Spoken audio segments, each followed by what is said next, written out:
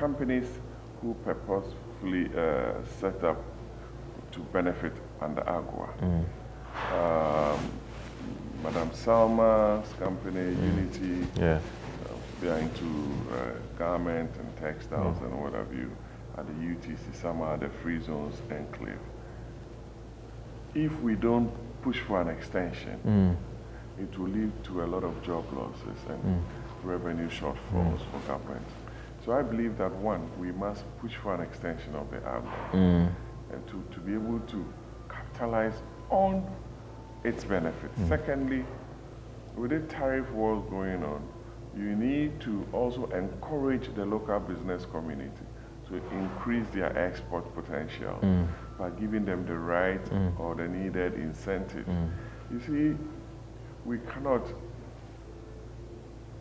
sit and be spoon-fed for a long time.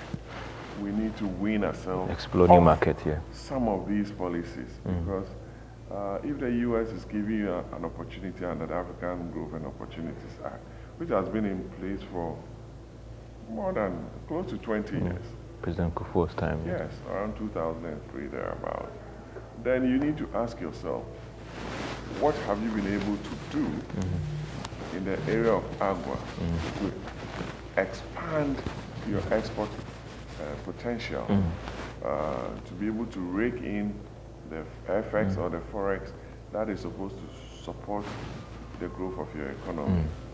So I believe an extension of AGOA is good, but it shouldn't be in perpetuity, so that we are able to build the kind of local industry that we require. That is why I was a firm believer in the One District, One Factory program, regardless of the challenges and the abuse of some of the entities.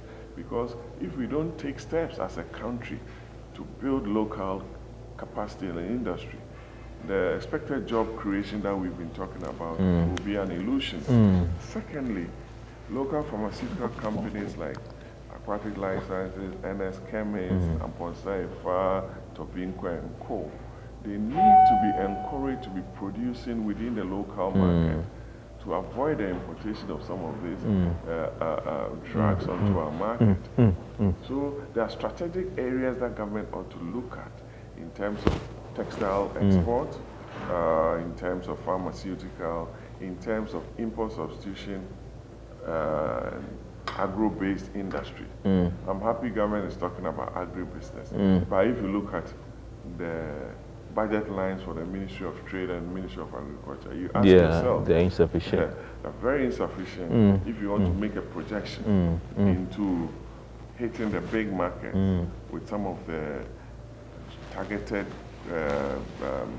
crops that you need to export to be able to generate the revenue that it requires. It means you have to be putting in a lot of money to support the agriculture. Oh, no, but I was also trying to find out whether at the committee level you'll be pushing for these diplomatic channels in terms of the engagement so that we could, because I know the committee level you have engagement with diplomatic partners, and even you are here as well, whether we can be pushing that diplomatic channel to see the possible extension of the AGOA and even, let's say, minimizing the shocks as well. When I was chair of the Foreign Affairs Committee, there was one thing I instituted, that at every bi-week, bi-monthly, twice a month, I invited the ambassadors from some of the countries that Ghana had a lot of trade relations going on: China, the United States, the UK,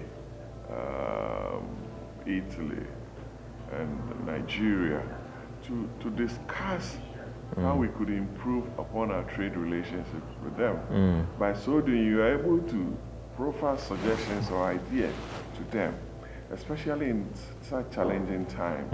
And I will encourage the new chair and assist him into putting in place some of these programs so that it gives them an idea as to the Parliament of Ghana's perspective on our trade relationship with them.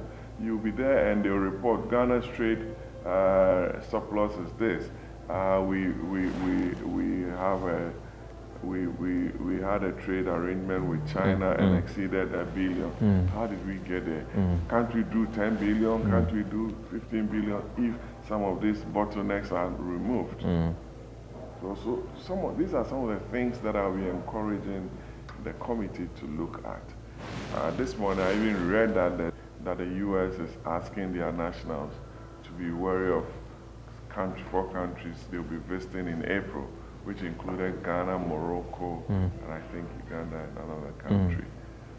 Those are things that also impede on growth and trade relations that we ought to look at when some of these issues crop up.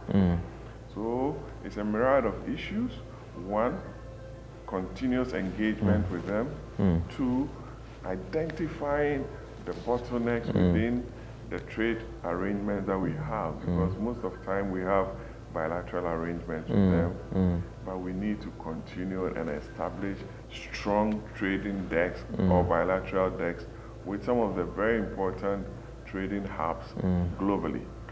And you can't do so without talking about the United States, where we are now. China, very big global power, I respect them so much for what they've done. We need to identify new economies that we can explore. Vietnam, what they are doing, and what we can learn from them. Far East, South Korea, and what have you. These are economies that appreciate where you are and could hold hands together and grow.